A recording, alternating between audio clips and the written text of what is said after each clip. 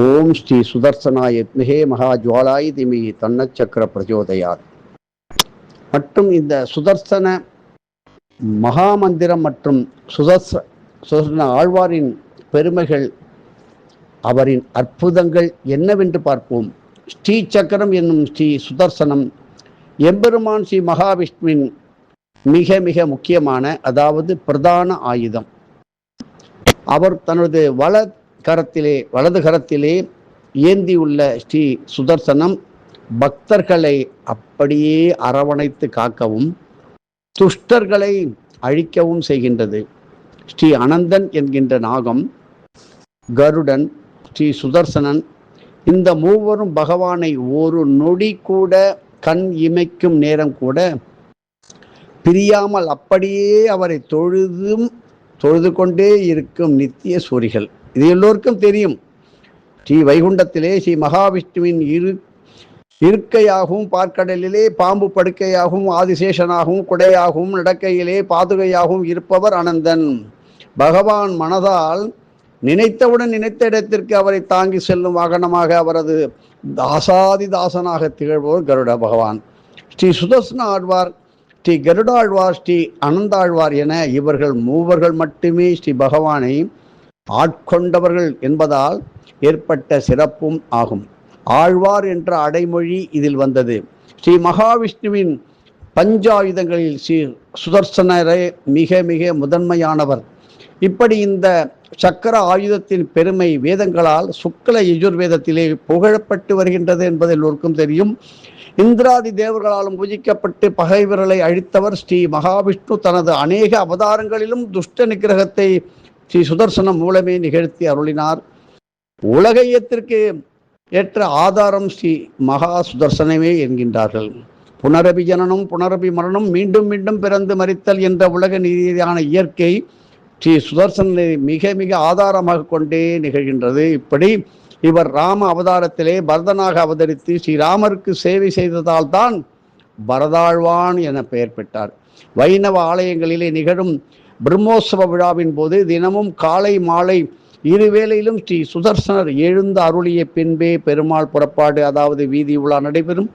இப்படி ஜுவாலா கேசமுகம், திருநேத்திரமும் 16 கரங்களும் 16 வித ஆயுதங்களும் உடைய இவரை வழிபடுவதால் முற்பிறவியிலும் இந்த பிறவியிலும் உண்டான எத்தனையோ பாவங்கள், மற்றவர்களால் ஏற்படும் தீங்குகள், தீவினைகள், தோஷங்கள், கெடுதிகள் யாவும் நீங்கும். அமைதியும் ஆனந்தமும் கூடிய சுகவாழ்வு அமையும். புராண பெருமைகள் மிகுந்த இந்த புராதனமான சில திருத்தலங்களை பற்றி பார்ப்போம். மதுரை அழகர் கோவில் அருகில் உள்ள திருமோகூர் ஆலயம், ஸ்ரீரங்கம் ரங்கநாதர் ஆலயம், ஸ்ரீவில்லிபுத்தூர், காஞ்சிபுரம் வரதராஜ பெருமாள் கோவில், கும்பகோணம் ஸ்ரீ சக்கரவாணி சுவாமி திருக்கோவில், இப்படி மிகுந்த விசேஷமானவர்கள் என்று பெரியவர்களால் போற்றப்பட்டு வழிபட்டு வருகின்றார்கள். இப்படி தென் திசையிலே திலகமான திருமாலிருஞ்சோலையை வந்து சேவித்த பீஷ்மாச்சாரியார் சங்கச்சக்கர கதாகட்கி சார்கதன்வா கதாதரகா என சகசிரநாமத்திலே கல்லழகரான விஷ்ணுவை போற்றுகின்றார். இங்கு பாதுகாப்பு கருதி மாலவனின் திருக்கர சக்கரம் தாயார் சன்னதிக்கு பின்புறம் பிரதிஷ்டை செய்யப்பட்டு உள்ளது. வேறெங்கும் இல்லாத தரிசனமாக பிம்பரூபத்தில் மேற்புறம் ஹிரண்ய சம்ஹார நரசிம்மர், கீழ்ப்புறம் ஸ்ரீ வராக சுவாமியாக சிறப்புடன் திகழ்கின்றார். பக்த வாத்சல்யான இவரை மனம், வாக்கு, காயம், அதாவது உடல் என திருகரண சுத்தியுடன் ஸ்ரீ சுதர்சனரை பிரார்த்தித்து சுத்தமான நெய் விளக்கேற்றி வழிபட நாம் நினைத்தது மட்டுமல்லாமல் நமக்கு நடக்க வேண்டிய அத்தனையும் நல்ல விதமாக நடந்து நிறைவேறும். சகல சுகங்களும் பெற்று சிறப்பாக இருக்கலாம். புதனும் சனியும் விசேஷம் என்று கூறுவார்கள். முடிந்தால் தினமுமே என்ற நிவேதனம் செய்து பூஜித்து சேவிக்கலாம். தினமும் ஸ்ரீ சுதர்சனாய ஹும்பட் என்ற மந்திரத்தை ஓம் நல்ல அழுத்தமாக ஓம் ஸ்ரீ சுதர்சனாய ஹும்பட் என்ற மந்திரத்தையும் ஓம் சுதர்சனாய வித்மஹே ஜுவாலாய தீமி மகாஜ்வாலாய தீமிகி தன்ன சக்கர பிரச்சோதயாத், ஓம் சுதர்சனாய வித்மஹே மகாஜ்வாலாய தீமிகி தன்ன சக்கர பிரச்சோதயாத் என்ற சுதர்சன காயத்ரியும் ஜபிக்கலாம். மாலா மந்திரத்தையும் ஜபிக்கலாம். இப்படி வழிபட்டு எவ்வளவோ வரங்களை பெறலாம். நிச்சயம் நிறைவேறி கொண்டுதான் இருக்கின்றது. ஸ்ரீ சக்கரத்தாழ்வார் தன்னை நாடி வந்து வணங்குவோர்க்கு சகல ஐஸ்வர்யங்களையும் தந்து அருள்கின்றார். சக்கரத்தாழ்வாரையும் அவர் பின்புறம் உள்ள ஸ்ரீ நரசிம்மரையும் வணங்கி பிரதட்சிணம் செய்தால் 4 வேதங்களையும் பஞ்சபூதங்களையும் அஷ்டலட்சுமிகளையும் 8 திசைகளையும் வணங்கிய பலன் கிடைக்கும். 16 வகை செல்வங்களும் கிரகதோஷங்களும் செல்வங்களும் கிடைக்கும், கிரக தோஷங்களும் நீங்கும்.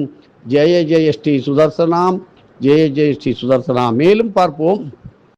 எந்த திசை எந்த தெய்வம் நல்ல வாழ்வையும் நம் வாழ்வை மாற்றும் திசை காவலர்கள் எல்லாம் வேண்டியவைதான். இப்படி நமது முன்னோர்கள் ஒவ்வொரு திசைக்கும் ஒரு தனித்துவமான ஆற்றல் உண்டு உண்டு என்று சொல்லிக்கொண்டே இருந்தார்கள். மறந்துவிட்டோம் காலத்தின் கட்டாயம். அப்படி அந்த ஆற்றலை நிர்வகிக்கும் பொறுப்பு தெய்வங்களே அஷ்டதிக் பாலகர்கள். நமது வீட்டில் அல்லது பணி இடங்களில் எந்த திசையில் என்ன மாதிரியான வைப்ரேஷன் அதிர்வுகள் இருக்கும் என்பதை இந்த பட்டியல் நமக்கு தரப்போகிறது. கிழக்கில் இந்திர பகவான், இவர் வளர்ச்சி மற்றும் ஆரம்பம், அதுதான் பவன். சூரியன் உதிக்கும் திசை புதிய தொடக்கங்களுக்கும் தலைமை பண்பிற்கும் உரியது. இந்த திசை பலமாக இருந்தால் வாழ்வில் நல்ல வளர்ச்சியும் புகழும் தேடி தேடி வந்து கொண்டே இருக்கும். மேற்கிலே வருணன், நிலைத்தன்மை, நிலையான தன்மை, மழை மற்றும் கடலுக்கு அதிபதி, வாழ்வின் சமநிலையும் ஒரு செயலின் முடிவையும் தீர்மானிப்பவர் இவரே.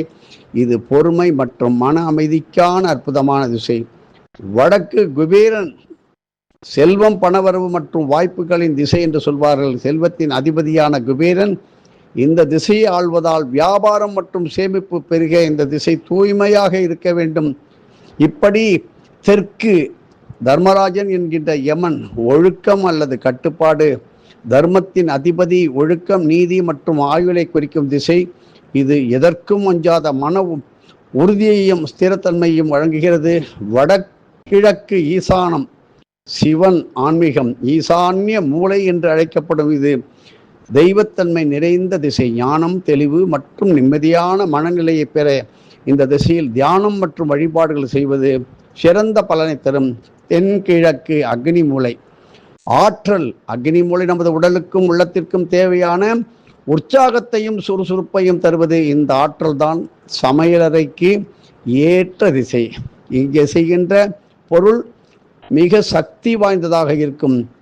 மேலும் தென்மேற்கு நைருதி என்கின்ற நிருதி, இது பாதுகாப்பு, கன்னி மூலை என்று சொல்வார்கள். இது பாதுகாப்பு மற்றும் பித்ருக்களின் ஆசிகள் நிறைந்த திசை. குடும்பத்தின் வலிமைக்கும் பாதுகாப்பான வாழ்விற்கு இந்த திசையின் ஆற்றல் மிக மிக முக்கியம். வடமேற்கு வாயு, இயக்கம், காற்றுக்கு அதிபதி, இடமாற்றம், பயணம் மற்றும் வேகமான தொடர்புகளுக்கும் இந்த திசை மிக மிக முக்கிய காரணியாகிறது. வாழ்வின் தேக்க நிலையை மாற்றி நல் இயக்கத்தை தரும் திசையே இது. இப்படி நமது முன்னோர்கள் வகுத்த இந்த முறைகள் அனைத்தும் இயற்கையோடு இணைந்து வாழ்வதற்கே என்பதை தெரிந்து கொள்ள வேண்டும். அந்தந்த திசைகளில் உள்ள நேர்மறை ஆற்றலை பயன்படுத்தி வளமான வாழ்வு பெற எல்லாமல்ல அவரவர்களுடைய சத்குருவை வேண்டிக் கொள்ள வேண்டும். இப்படி திசைகளின் அற்புதத்தை பற்றி நமது அஷ்டதிக் பாலகர்கள் என்கின்ற அற்புதமான விளக்கமான அகஸ்திய விஜயத்தையும் தெரிந்து கொள்ளுங்கள். இது எளிமையாக தெரிந்து கொள்வதற்கு 8 திசைகளும் மற்றும் சுதர்சன சக்கரத்தின் சுதர்சன ஆழ்வாரின் பெருமைகளையும் பலன்களையும் எல்லாரும் இப்போ பலன்கள் என்னன்னு தான் கேட்குறாங்க. ஆகையினால சொல்ல வேண்டிய கட்டாயம் இருக்கின்றது. எதுவும் என்னுடையதெல்லாம் அனைத்தும் உடையதே. அருளாலா அருணாச்சலா.